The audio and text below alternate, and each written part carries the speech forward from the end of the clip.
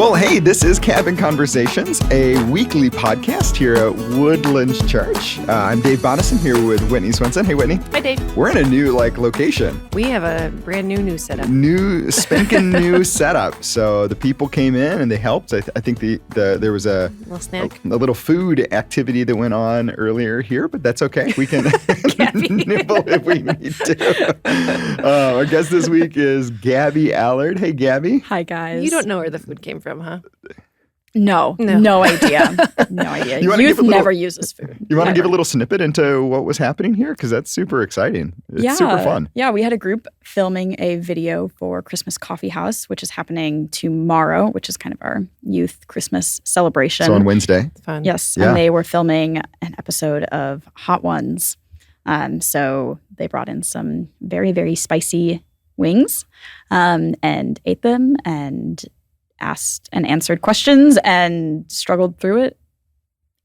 Yeah. And were uncomfortable. And it was funny to laugh at them being really uncomfortable. So. And Hot Ones is something that's been done by the youth ministry for about 2 years now, I think, maybe even longer than that. There's a number of episodes on the Woodlands Youth. Hang on a second. You did Hot Ones as Mary and Joseph. Oh, my gosh. Right? Yeah. I don't think she likes talking about that. Yeah, I don't think I have a future as a YouTube personality. That's okay. Well, we certainly do in our podcast extraordinaire. But yeah, if you want to go to the Woodlands Youth YouTube channel, you can see a couple of those different episodes. And that is true. It's kind of modeled off of that TV show with whomever does it. But it's an interview while eating progressively spicier, like miserably wings. spicy. Yeah. And so there's nausea and pain and sweat and discomfort, but it just drops barriers for answering questions. It's just this fascinating. Interesting. So, you've got me interested. Yeah. So maybe whether we could or not do that. I take the next step will be what? Maybe we could do that at some point for Cabin Conversations. No. It's Cabin Conversations, Hot Ones. You can find a new co-host, Dave. Not interested. So we'll back off on that idea. So, which is wonderful. Well, Gabby, we want to start off. This is your second time on the podcast this season, and so we've kind of pivoted for second-time guests, asking a question not necessarily about morning routines, but about your reading routines. So what have you been reading? But more specifically, I'm curious, when do you read? And how do you decide what to read when? If there's any formula. And how do you read is my other, is it paper? Is it listening? That's not reading. I disagree. Okay. Anyway, sorry. Yeah. I do have to say I consume most of my content through audio. Huh. But that was the right way to phrase it. I consume Dave. most of my content through. It's consumption, which is great. Wonderful. Yeah.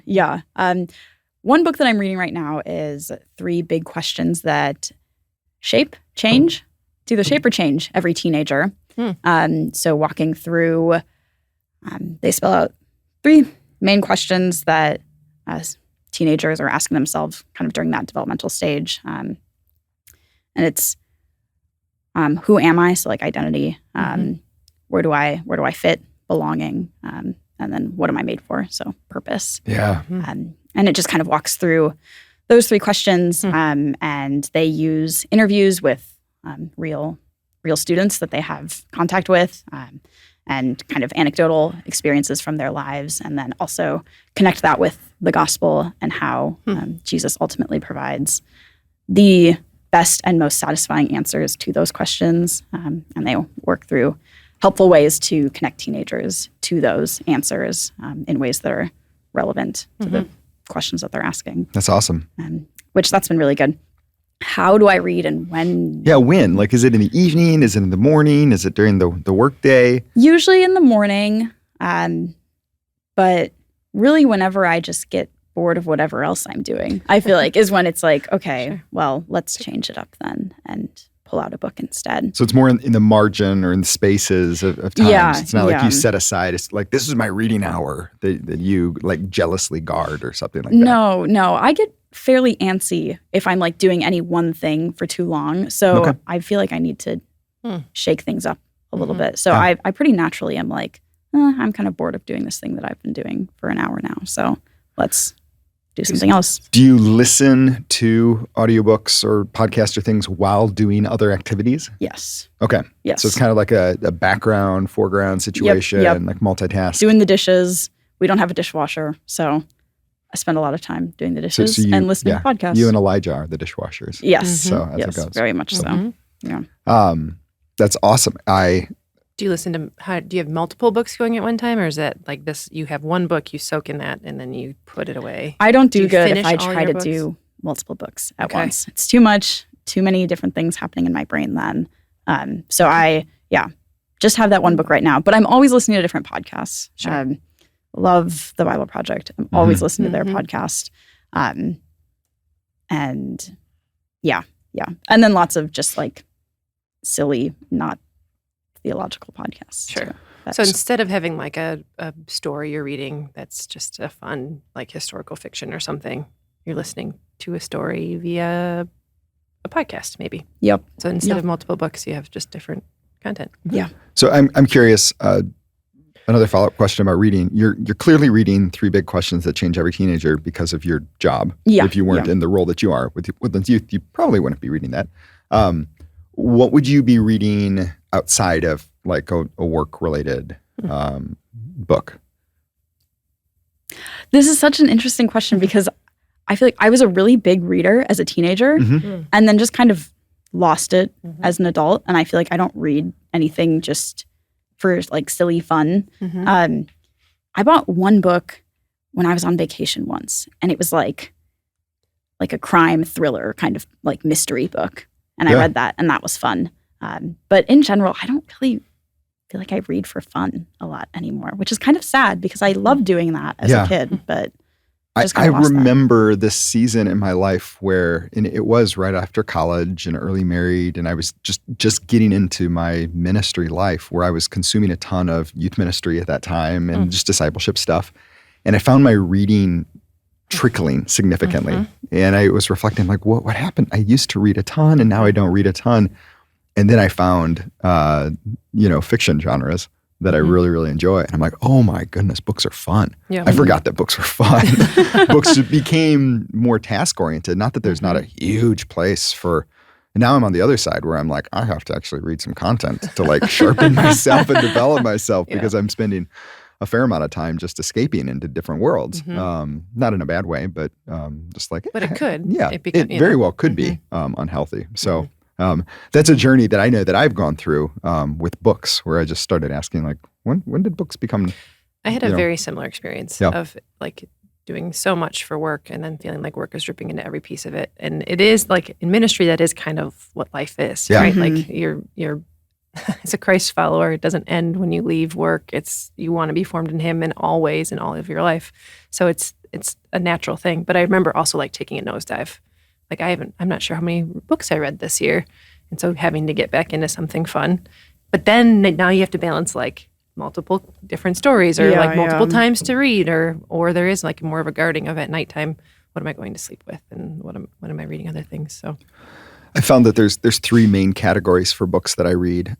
One is going to be work related, something that I wouldn't read if I wasn't in the role that I'm in right now. So that might be like a preaching book or something like that for me. One is development. So that's going to include things like Gentle and Lowly, which is just discipleship books that are healthy and good for me to process through. But they might also include, like right now I'm reading a book called How to Talk to Anyone Anytime by Larry King. I think I mentioned that. Just like how to have conversations with people, which I don't feel like I do all that well at times. And people who talk to me probably disagree, but I can improve. And then there's like fiction and just reading for fun. Yeah. So there's the work stuff and then just the personal discipleship stuff and then that fiction stuff. So kind of identifying for myself, I'm a multiple book person. And so keeping books healthy in all 3 of those categories has been a good rhythm for me. But those are 3 good categories. There is a book that I think you would like, Gabby, that I started it last year. Probably talked about it on the podcast last year. And it's one that you can kind of like ebb and flow with if you want to. It's called Living the Christian Year. And it begins in Advent, which is kind of just a nice place to begin with, but walks through some of the seasons of the liturgical church calendar. And gives you readings for each of them. And it's not, the thing I love about it is that, so it began Advent with, I think there's 2 practices, 2 postures, and 2 permissions that the author gives to walk through Advent with. But then each week is just a couple of readings. It's not like a daily reading. So if you don't do it one day, you don't feel like, oh, I messed up. You can jump in weeks and just kind of orient yourself within the calendar of, are we anticipating Christ coming? Are we anticipating his death? Are we anticipating this coming of the Spirit? Right? Like what are we looking for? And are we living in the coming of the Spirit? Like just kind of all of that. So I know you kind of you enjoyed the liturgy that you experienced in England. And it's like, Gabby would enjoy this. There's a couple of people that I'm like, I think this is something that might feed some other people's souls. So anyway, living the Christian year. Yeah. What did you enjoy about the liturgical rhythm when you were in England for the past year? Yeah. Have you ever read the book You Are What You Love? Yes. Who's that? Who's that by? Oh, I don't know. I did. Last sabbatical that I was on, I went through that. Do you want me to find it? The Spiritual Power of Habit, James Smith. Oh, maybe I haven't read that one. I would have to see the cover. But anyway, yeah. It is. It's this one. Yes. I have read it. So, is it by James Smith or by Taylor Swift? She comes up as well. A Billie Eilish song came up when I didn't too. Now we're looking for it. Yeah, probably not the reference. But in that book, he basically argues that there are liturgies of all different kinds of worship. The analogy that he uses is that the liturgy of worshiping at the mall. And he goes through and talks about the different advertisement and the way that you interact with the mall is, and he basically argues that it's a form of worship. It's a form of worshiping stuff, things, buying, money. And he says that we do that naturally, no matter what. Like we're humans, we're designed to worship something. So he essentially argues for a kind of more intentional liturgical habit within the Christian life and within, just harnessing really the intentionality. Because like I said, he would argue that you have a liturgy, whether you are intentional about it or not. But he would just push that when you start being intentional about engaging in a Christian liturgy, in liturgy that's helping you worship God instead of worshiping something else, then your affections will follow after. Even if you start it feeling like, oh, I don't really feel like my affections are stirred in this way. Actually, the act of going through those liturgical things will shape your affections, and then, shape what you love. You are what you love. What you do shapes what you love. So. That's such a good. I remember reading that book and being surprised by it. It wasn't what I expected it to be, and I don't have any more context. I remember reading it in an airport. When was I last in an airport? It was a while ago, way pre-pandemic. But that just rings so profoundly that your affections follow your habits and your patterns and your rhythms. Just got done teaching a 4-week class on marriage titled The Meaning of Marriage, which I'm excited to do again, too. I love this pattern of repeating classes and refining them and reteaching them. And so if anyone wants to take it again, it's in March after spring break. But one of the things that I was talking about is that closeness is a tool that we're able to intentionally leverage in marriage, where too often we expect emotional, spiritual, or physical closeness to follow affection. But when that affection is waning in our relationship, we can choose to intentionally move closer, whether that's physically or building habits or, I don't want to say liturgical rhythms necessarily in the marriage, but it's similar, regular patterns of prayer to develop spiritual closeness that then leads the other closenesses. And so I think that that's just so true in so many of our lives. And every one of us has experienced extended seasons of doubt or affection drought towards God. And to be able to leverage intentionality. I think that's the beautiful thing about liturgy is it says it doesn't matter how you feel. This is how we're going to respond to our holy God in these rhythms and patterns.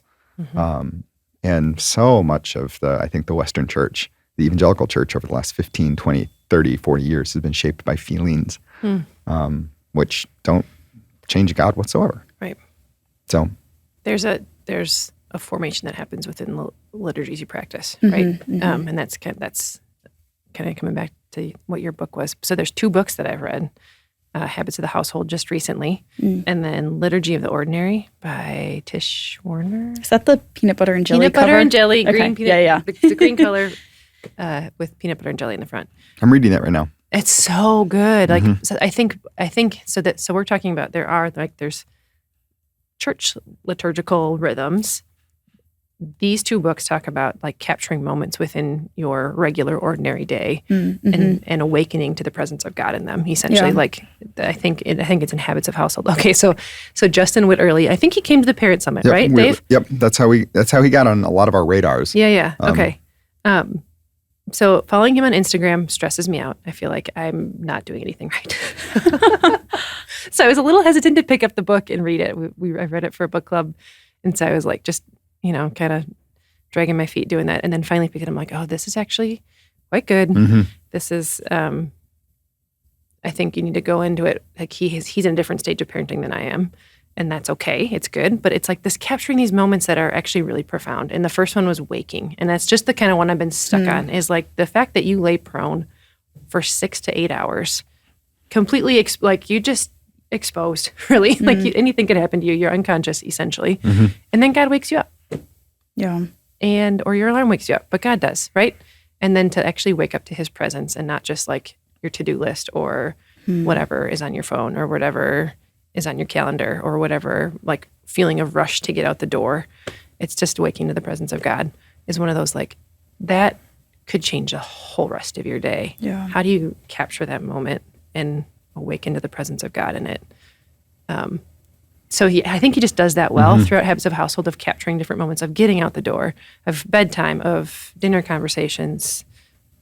He's got a whole bunch of different opportunities, but just good stuff. We are formed, I think formation is such an interesting thing to think about and how much we're formed by the waters we swim in. Yeah. We can identify it to awaken to some of those things and identify and change habits if needed. Yeah. Which is great. Just as a reminder, book lists are included in the show notes. Because we populate it. So this is a week where there's a couple of good options just to grab different things, especially if you're exploring. What's the is it Every Moment Holy? That's the kind of standard liturgical. If you've never grabbed, I think there's four volumes at this point. Wow. Volume 4 just came out. But if you've never grabbed Every Moment Holy, it's just profound. These liturgical readings that relate to just the most mundane of life. And it's just a reminder that I think the beautiful way to think about it is when Christ came to redeem us, he came to redeem every moment. He's forming you in that thing too. Everything. And like, give yourself so much grace. Like you don't need to feel guilty about not taking advantage of every one of those, but there's an opportunity. It's an invitation to walk in every single step with our God. And so I remember Heather and I gave Brad and Kelly that book, Brad and Kelly Johnson, when we heard that Brad was getting into beekeeping, because there's a liturgy for the beekeeper. And that just stood out. And so that was just kind of a beautiful, like, hey, like all of these, just really the situations that can feel so mundane. Just read through that. And I wish in I'm excited because I think that, it's not a wish. I think it's going to grow. The liturgical and prayer patterns that are written and stuff. I think that I see a future where there's more prayer books, there's more leveraging of prayer books and things like that. Because I think it's just so rich to not just let my mind wander around and interacting with God as I feel in that moment, which is fine and appropriate, but to allow it to be formed and shaped by great thinkers and So anyway. Yeah. That's a long aside. That's a long introduction of my books and things like that. We'll pivot really, really quickly and just talk about we're still in this season. And since we're liturgical and talking a little bit about church, this is not Christmas season, right? This is Advent season. Yeah, Christmas season takes place in the church calendar after Christmas.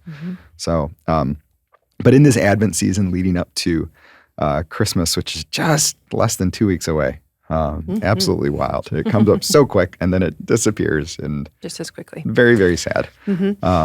But Pastor John's encouragement this Sunday was stay bright. Stay bright. What does it look like to remain plugged in? Those patterns, those rhythms. So he even started with worshiping something. Like God has wired us with our senses to worship something, and it matters. And then, he did the Go Pack Go thing. But just the fact that he's talking about light and dark, that is one of our senses to experience God. That's what we can see. But that was a fun. Yeah, I think so. I remembered it because we had talked about it in our production meeting. Yeah. But I hadn't remembered that he was going to punch everyone in the gut right after. We're all wired to worship something, aren't we? I'm like, oh. And then he plays the Go Pack Go song. Yeah, well, no, we were all doing it during the Go Pack, and he's like, see, you're wired to worship something. He's like, there okay. It is. Just what a really good conviction moment, I think, that it's worth processing, not just letting that slip away. It's worth dwelling in that. What am I worshiping? What am I allowing my heart to worship and run after? So, yeah, that was really rich. What other things stood out to y'all? I didn't take notes because my phone ran out of batteries. Bum, bum, bum. Well, I mean, yeah. I mean, that moment stood out to me as well for obvious reasons, I think. But it also connected. My father-in-law, Doug, was sharing that he went to a church one time in England and was struck by how loud the congregation sang. And when he asked them about, he said something about that, and the head pastor there said something about, well, I challenged our congregation, how loud are you at a football match? Why do we get more excited at a football match than when we come to commune with the holy God, the one and true God? So I was thinking about that conversation, that little anecdote when John shared that. We do get, I don't know. Yeah, I'm guilty of it too. I think about how excited do I get when I'm listening to a Taylor Swift song? What does that say about what I'm worshiping? It's just a constant kind of thing that I'm mulling over and am checking my own affections. That's such a good word right there, checking your own affections. And I think just, there is, I think I've given myself a little bit more grace in that. And we just talked about two different types of football, by the way, that's very, very seamlessly. But a football match, whether that's on the pitch or on the field, is designed to provide entertainment. And the environment is designed to be entertaining. Church is not in the same way. And so I've tried to balance that to an extent. That same with Taylor Swift. Taylor Swift sells the concerts, the production, the everything. It's just so insane. So well done. And it's designed to, move those levers in our heart of affection. So it is good to check that. It's really important to check that. I think I've just given myself grace on Sunday mornings with that's not how we design our services though. But I do think engaging wholeheartedly so important. So that's coming from a guy that you worship pretty loud. You don't hold back when you're singing. You're going. I always try to pay attention to who's in front of me, and I'm like, how are they going to respond to this? Because sometimes I can be a little noisy.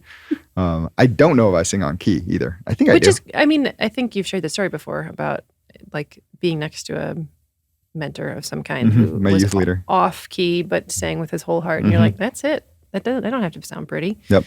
I sing for an audience of one. Yes. So hopefully. Yeah. But I also don't want to embarrass myself. And I don't want to distract people around me either. That's something for me. So I guess in that same thread, I appreciated the prayer before even the sermon. It was hey, we're all wired to worship something. What you worship matters. But then his prayer was, hey, mold us, shape us, convict us. Where, are there places in our life where we have neglected to shine? God, you know it. And use this time to convict us and change and pay attention to those things. Because our intention is to shine like stars. That's the end of the Philippians passage that he pulled out. And And if there's places that I've neglected, okay, then let's like Spirit empower that, empower obedience. I thought was just I don't know. I usually don't write down prayers, but I was like, oh, that one feels appropriate for this season and this passage too. So. Yeah, I think one thing that's been really helpful for me in this sermon is, I think the idea of kind of letting your light shine is this like, it's talked about from a really young age in like Christian families. Like I feel like that's like the little light, like I'm gonna. Yes, exactly. I was wondering if we're going to sing that on Sunday mornings. I'm always guarded against what John's going to make us sing now. So I think I have just always had this really kind of passive picture of kind of letting your light shine, and like it's just something that happens because I'm a Christian. I remember even growing up, like my mom driving me to school, and she would always pray that I would be a light at school. And I don't know if it was caught or taught, maybe a little both. I just thought that I was just a light because I'm a Christian, and I don't have to do anything about that necessarily. Yeah.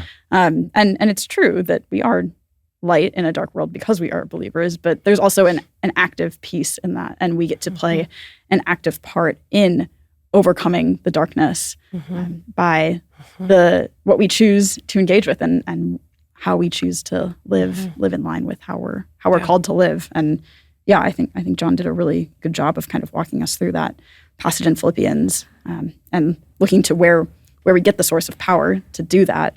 And then also just giving us tangible examples about what that means and what that can look like in our lives. That active versus passive distinction is really, really good, because I think it's just an interesting interplay where it should be what we are, and so it should flow out of who we are. There's it's not forced. That's, I think, what sometimes the active might feel like. We're going to force our light into situations, and I think John made the comment, like, we're not going to shove it down. That's not our call. We're not to shove be aggressive anything with the gospel. Yeah, exactly. But which was an interesting phrase. Anyway, keep going. Aggressive with the gospel. Why? Yeah, I think it depends on how you think about aggressive. Like, so shoving a cookie down a throat is aggressive. That's not what I'm thinking. But also, like, when you're talking about shining a light, the passive and active piece. Like, I am a light because I have the Spirit indwelling me. If I actively step into darkness, that feels a little aggressive. It feels like I'm moving in, not aggression, but maybe I'm moving offensively, or I'm moving, trying to take ground in that, that feel, I don't know. Well, and there is something to that of like, I mean, we're painted a picture of like being in a spiritual battle, right? So there is a certain level of, to you have a sword. What do you do with a sword? Yeah, to be right? on the side of God's gospel is to have a stance. Yeah. And that's certainly maybe aggressive in certain situations. Yeah, there is an offensiveness to the gospel. And I think that even if you're at school, an elementary school situation where let your light shine, you might stand up to a bully. And that might feel aggressive. Yeah. Like you might, and that might cause, offense and things like that. But hopefully you're doing such in a righteous way and in a Christ-centered way. So I definitely see that tension, that kind of back and forth. What does that look like? Right. What does that look like in the workplace? What does that look like on a day-to-day basis in environments that are steeped in secularism and sometimes unholiness? What is it? Like letting your light shine it might not be, it will be attractive ultimately because of the joy and the peace and the patience that people can sense from you, but it probably won't be a joy to those who are actively pursuing unrighteousness. Right. Yeah. So and seek to put the light out, like at what, Don't let Satan blow it out. No. Is that part of the light? So, yeah. Okay. I'm going to let it shine. A little motion, right? Like, hide it under a bushel. No. Like, what's a bushel? A bushel basket. But, that's like, that's such a good song. Yeah. I wonder if my kids know that song. I hope they do, because that's Woodland's Kids still does the classics. Beatrix was running around, her 4-year-old self singing Jesus Loves Me the other day, which was just very, very sweet. That's love. So that's lovely. Very sweet. So, which I don't know if I didn't know this until, this is really off the wall random. That's like a legit hymn. Like it's in hymnals. It's not just a kid's song. Jesus loves me. Really? Yeah. There's like 4 verses. It's like how many verses? There's how many like do we 4 not or know? 6 or something like that. I don't know. Yeah. Like there's legit. It's a hymn. Nice. Wow. So yeah. Hymns form the church too. Yeah. I of course appreciated the being united in Christ, and that's done in community. Mm-hmm. It's like, yeah, I get it, John. But I also appreciated the fact that he talked about community does not equal small groups. It is small groups is under the umbrella of community, and there are a whole bunch of ways to enter into community. And even talking about ironing, sharpening iron, like have you ever seen something sharpen a blade without proximity? Yeah, and that was so good. proximity matters. Mm-hmm.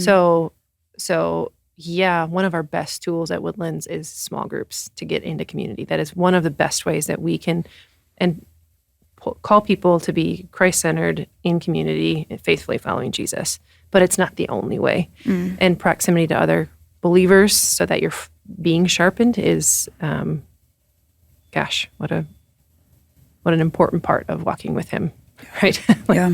So I appreciated John getting after that. Thank you, John. Yeah. Yeah. The community animated came right out of the text in Philippians 2 as well. Just this is what it looks like. It's unity and community in that unity. And so often to find healthy community, we have to die to self, which is that verse 5 in Philippians 2, your attitude should be the same as that of Christ Jesus. Yeah. Then it launches into that hymn of surrender. But man, what a profound, challenging. I don't know many verses in Scripture that are more challenging than Philippians 2:5. So, and all the context that it carries in. So, that's when you can plumb for a while. Yeah, your attitude. So, and then the ESV. I don't know. Have this mind about you, which was of Christ Jesus. Like, that's choppy. Right. Your attitude should be the same as that of Christ Jesus. Good old NIV. CSB says adopt the same attitude as that of Christ Jesus. Yeah. I should really look at the Greek and actually decide if I should favor the NIV. I just like how it sounds more. I don't know if that's actually the text. Yeah. So the idea there is all the same. Yeah. So, model Christ in that, in the community that was formed out of that. So, which was good. Shining bright in all those situations. So 2 weeks till Christmas. All right. Do y'all have like events or parties or gatherings coming up where you're going to walk in and be potentially an only Christian or a light shining, or is there spaces that you're praying into right now that you're going to enter that might feel dark? Maybe you don't have to give away details. That this is a public place. Yeah, people will hear this. But I bet many listeners do. Right. So I don't, honestly. And that's kind of the nature of, Whitney, Gabby, is probably your world too. It's that, there's not a lot of invites from outside of the church that are coming in. Yeah. I have kind of a funny story about that. I knew that I wanted to make sure that I was intentionally a part of a community that wasn't just believers, Christians. So I was thinking about what are places in the community where I could step into where it's maybe not just going to be exclusively Christians. And I got connected with this dance group that I was like, oh, that's fun. Like I used to dance, fun that avenue, also connection with the community. And I got there and almost all of the kids are homeschool Christians, which is great. But I was like, oh, okay, this isn't going to be the place for that. Yeah. So I'm going to not checking that box. Yeah, I'm going to keep looking. But it's I'm surprised just even getting into some, I forget what it was, or I'm looking around and I'm like, oh, this is all Woodlands people. How'd that happen? So so Elijah has a new role at the university. Are there like parties there? Not really. I don't know if there are. I don't know. We don't know yet. He's not cool enough to be invited yet. I don't know. I haven't been here long enough. Maybe. Yeah. I have extended family that will visit. That will be some are nominal or some, we're raised in the tradition, but don't have a personal relationship with Christ. So it's always great to gather with them. Yeah. But also get a little heavy-hearted. Yep. So I find those situations the hardest for me, honestly, walking into a room with family members that I know aren't following Christ and desperately wanting them to, but also like feeling that the relational stakes that are there in a lot of ways are just much higher than most other relationships. Than a university party. Yeah. One of the things that I've found in regards to those relationships, interfamilial relationships, is that I have a tendency to assume that the other party is never, ever wanting me to talk about Christ because I'm just like, I'm thinking about it all the time. I'm thinking about it in this context. They're probably assuming that I'm always going to bring it up. And so I'm not going to bring it up. So I'm going to buck that trend, And it's not true at all. There's almost this sense that it's like, I probably need to be more intentional, kind of backing my talk up or my walk up, my talk. It's not a back up the talk with the walk. It's back up the walk with the talk. And I think in those longer going family relationships, I think shying away from talking about it is almost, I don't know, every situation is going to be so different. Right. I'm pretty sure that's where mine are. Yeah. My family situations where I need to be more overt. Yeah. Yeah. There's a sense, I think this is still coming from one of the books that I just read, probably Habits of the Household, of talking about the liturgy that they had put in place. A friend came and experienced it and was like, and it was just a regular, like, blessing your food before you eat it. And the friend was like, man, I want this other friend to experience this, because then this feels like you actually are walking what you believe. Like, it's not just a belief that you hold, it's something that you actually enact and use, like, your life is bent towards this. It's formed around this. It's not just like, something nominal that you have been that you've grown up with, or you've, just like say yes to with your mind, but not with all of you. So just interesting what that looks like when you walk into long-standing family relationships that have there's also that sense of like, a lot of these people have seen me have changed my diaper. There's that weirdness too of like they've watched me mature and grow and change, and so sometimes it's hard not to fall back to whatever you were at some point with them. But I don't know, interesting to be thinking about and praying through as the season comes. Cool. Well, let's wrap it up with a very random question here. This has been a great conversation. We'll spin this spinner here. I can't see it, but hopefully the camera can. Did you see that it was on guest for a very long time and then it just at the last minute? I had 2 questions. They're both really good, so I'll ask them one after another. We'll start with you. Is this Whitney? It's me. That's what I took off. What is your favorite smell and why? I know what it is. Onions sautéing in butter. Ooh. Wow. Onions and mushrooms? You throw some mushrooms in there? I don't ever have mushrooms on hand. Oh, okay. I need to become a mushroom farmer maybe. Then I would. But onions and mushrooms are delicious. But like the natural thing that happens in our house most often this time of year is there's butter in a pan, there's onions, and eventually garlic gets added. Yeah. That's an amazing smell. That's what I love. I also love lemongrass. Okay. Yeah. Okay. Onions. Gabby, what about you? What's a smell that you love? Not onions, sautéing. Onions sautéing in butter. Very specific. Onions and butter. Yeah. So, yeah. I don't know what my favorite smell is. I don't know. I feel like cinnamon keeps coming to my head. I don't know if that's just because it's Christmas time and there's cinnamon pine cones you walk past on the way up. Yeah. I'll go with cinnamon for now. Okay. And I'm going to go with chocolate chip cookies in the oven. Oh, okay. Just one of those very, very homey, very, very... people do that to sell a house. Yeah. They'll throw some chocolate chip cookies in. There's also like a pot roast in the oven or something like that. That's an incredible smell. Like a steak on the grill. Any of these, they're all related to food. Yeah. It's lunchtime. I think a lot of candles. I love candles. Yeah. I love burning candles. But in a Christmas tree, pine tree. That's a really this time of year. That's a good one. Yeah. I like citrus and cinnamon together. This time of year feels like those things. We put a fake Christmas tree up for the first time this year, and have loved it because it's beautiful.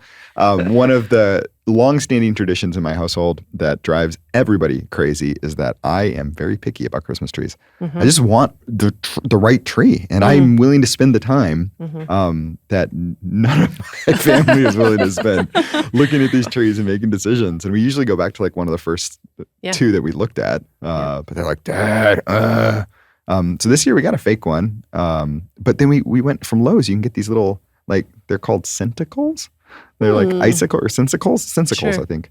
And you hang them inside the tree, and they make it smell like pine, and it's amazing. So I keep walking past that tree, being like, "Oh, when was the last time I watered that?" Gabby's got a story about watering. Nice. Yeah. Did you light a tree on fire? No, but we brought a tree home, and it was like, this is like our first Christmas where we can actually like do Christmas things. So I'm like so excited to have our tree, and brought it home and watered it, and then instantly forgot and didn't water it for like a day and a half. And then was like, oh no, I haven't watered the tree. And it was totally dry. And it was just this whole thing of cutting some off, still wasn't taking water, cutting more off. Finally started taking water. It's all good now. she's alive still. Yeah. My German teacher in high school, who grew up in, like, she was old, and so she grew up in like Germany in like the 40s sort of situation. Oh, yeah. She would share stories of like walking downtown in the little town she grew up in and seeing someone's second story windows just get flung open and a flaming Christmas tree get tossed out because they still hung candles on it and they would catch on fire and you'd just be like, get out! Which I just think would be such a dramatic, festive moment, right? Like, Wow. Merry Christmas! Yeah. How do you mark Christmas? What are your Christmas smells? Burning Christmas tree. Yeah, Yeah, burning yeah. Christmas tree. That's one. Very exciting. As long as it's not a burning living room. So Right. we will hang on to the next question until idea. next week, which is great. So we will do cabin conversations next week. And then the week after is just going to be really, really, really unique, Whitney. So It is. it's for the 31st. Oh. So Oh. yeah. So we are doing cabin conversations live as part of the New Year's Christmas or New Year's service. So Wow. on the 31st, there's only one service. Yeah. And since nobody wants to prep anything for it, they're putting us up there with a guest. And we'll have some content because I'm really excited about some of the things that we're going to be doing in the new year. Yeah. Encouraging people to think proactively and intentionally about the schedules and with all the ministries and events and things that we're launching as well. So we'll get a time to talk about that. But we'll do some of these regular situations and stuff like that. And it's going to be Cabin Conversations Live. So Cabin Conversations Live. yeah, Exciting. so you're in town. I think it's at 9:30. I'm not sure what I think time it's at it is. 9:30 on the 31st. We'll be on the stage with whatever production We setup might they have have. these on. We might not. We might have headphones, so we'll see. Yeah. I don't know how it's going to be. Maybe you want to stay home on that Sunday. The worship's going to be great. Worship's going to be great. It's probably Colton. It is Colton. Just Colton. It's going to be great. Yeah, I love that. So Yeah. just much more acoustic. Well, it's back to like, I don't know, having a loud congregation allows you to hear the congregation, which is one of those things that the moments we get to hear the congregation So singing good. around us is one of those like, oh, that just is something, yeah. You're Being- teaching each other You really with are. the words that you're singing. Yeah. Yeah. Yeah. And I think we've said it before too, but the longer you're in a congregation, the more stories you know, you're able to look out, and it's these profound truths that are being sung by people who have walked through, that's what church is. Yeah. It's not just me and Jesus moments. It is us together in Jesus. Yeah. So anyway, the 31st is going to be a really, really sweet service. We think. We'll see you back for that. So this has been Cabin Conversations. Thanks so much for joining us. We'll see you next week. Bye.